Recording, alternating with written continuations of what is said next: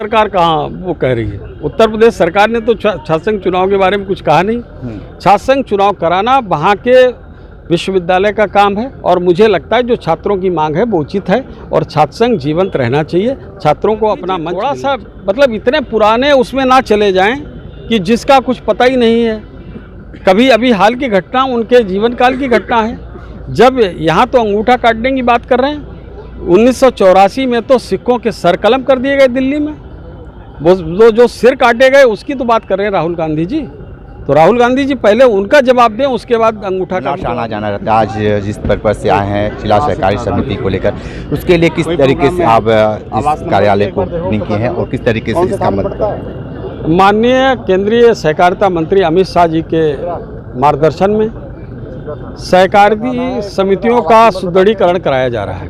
उसमें उत्तर प्रदेश की जितनी सहकारी समितियां हैं, माननीय मुख्यमंत्री जी ने कहा है कि इनका सबका सुदृढ़ीकरण कराओ, सबको किसी न किसी प्रकार से किसी न किसी व्यवसाय से जोड़ो।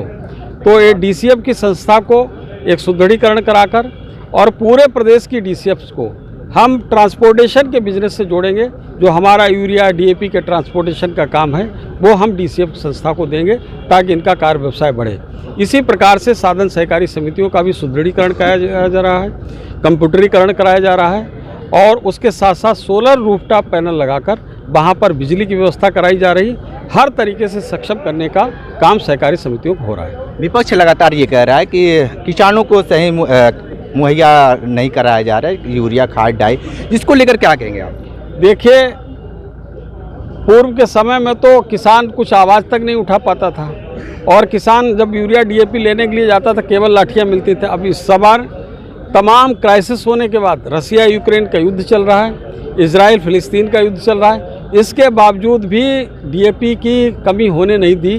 थोड़ी बहुत बीच में समय जरूर लग रहा है कि 2 दिन 3 दिन लग गए, लेकिन सभी किसानों को जितनी आवश्यकता थी उसको डीएपी उपलब्ध कराई गई। यूरिया की कहीं कोई कमी नहीं है और आगे होने वाली भी नहीं है। पूरी मुकम्मल व्यवस्था कराई गई। माननीय मुख्यमंत्री जी ने साधन सहकारी समितियों को कार्य व्यवसाय के लिए 10-10 लाख रुपए दे दिए हैं। जिला सहकारी बैंकों के माध्यम से उन पर जितना ब्याज आ रहा है वो उत्तर प्रदेश सरकार के बजट से दिया जा रहा है। तो इस प्रकार से किसानों के हित में जो भी फैसले हो सकते हैं उत्तर प्रदेश सरकार तत्काल कर रही है। एक बात बताइए कि आपका शिक्षा दीक्षा बनारस से हुआ है, छात्र संघ चुनाव को लेकर क्या कहेंगे? लगातार ये बनारस में महात्मा गांधी काशी विद्यापीठ, संपूर्णानंद संस्कृत विश्वविद्यालय और महाविद्यालयों के छात्र नेता लगातार अग्रसर हैं कि चुनाव हो।